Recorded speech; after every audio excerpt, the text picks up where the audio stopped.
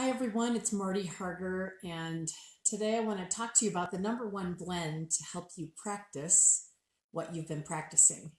And I want to talk about this because I don't think I'm the only person out there who's a little confused as to what we can do right now. Whether you're somebody who feels compelled to act or to speak up or to donate money to something, or if you already have done this, or you're someone who's thinking of doing this, or maybe you're just confused, like not knowing what to do, what to say, where to begin, how to do something to address anything that's happening for all of us right now. I mean, these are very turbulent times. And as yoga practitioners, this is when we're being called to use what we've been practicing for years for many of you. What is it that you are being called to practice right now that you've learned, and how to take it not just on the mat but off the mat?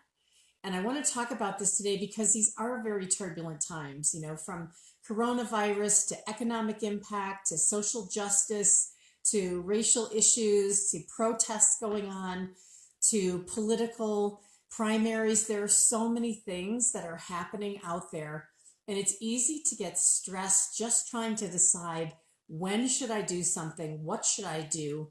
Where should I go and do it? And how should I do it?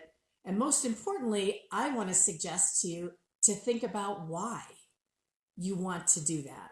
So many of us are feeling overwhelmed right now. And, a lot of people, some people are super clear and a lot of us are not.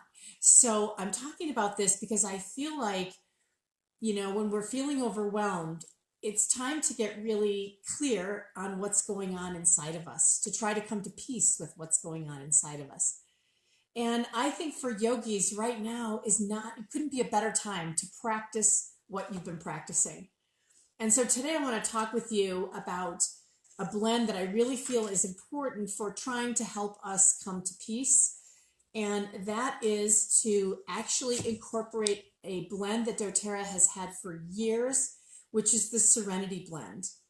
And this Serenity Blend, which is a combination of oils for calming like lavender and cedarwood, hoe wood, lang lang, marjoram, Roman chamomile, vetiver, sandalwood, and vanilla, has so many oils that are really wonderful for getting clarity.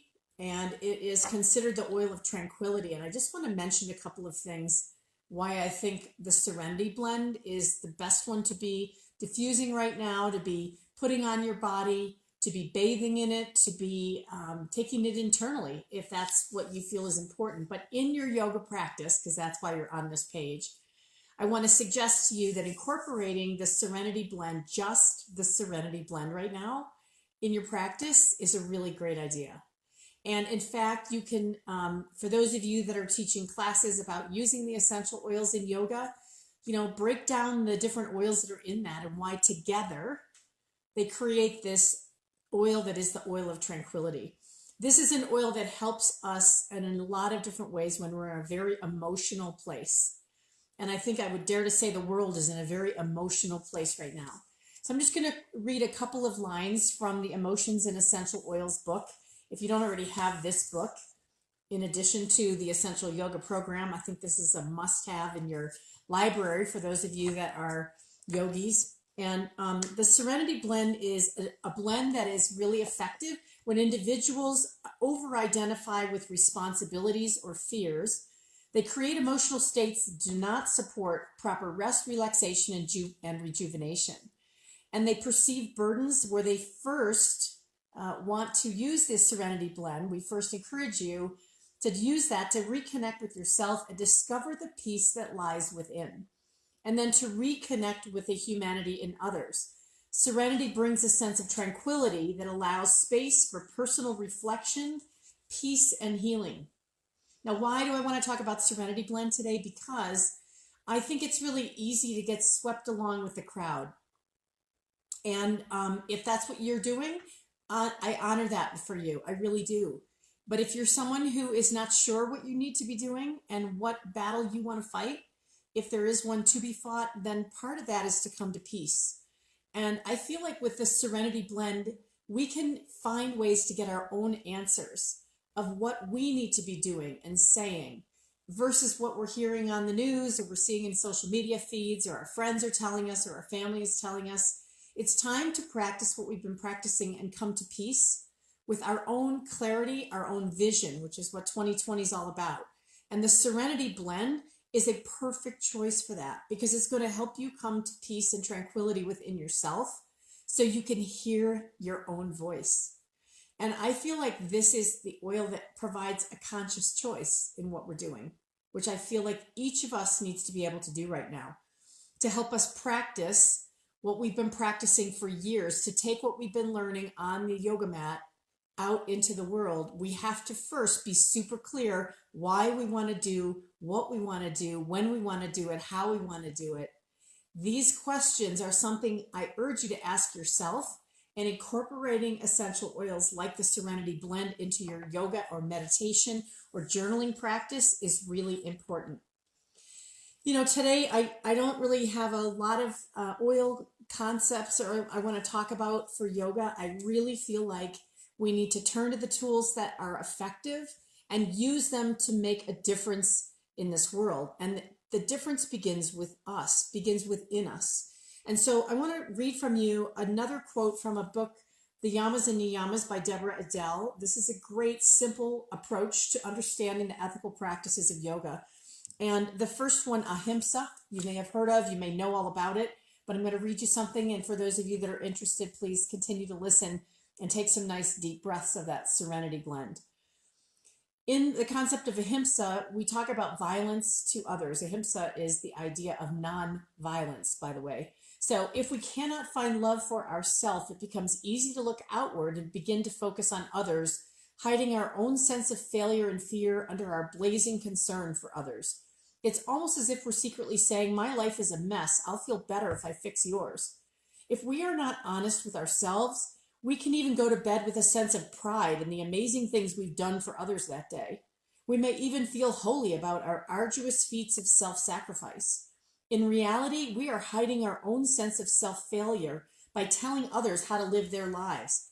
When we're willing to look deeply and courageously into our own lives, we can easily violate others in many subtle ways that we may not even be aware of, thinking that we're actually helping them.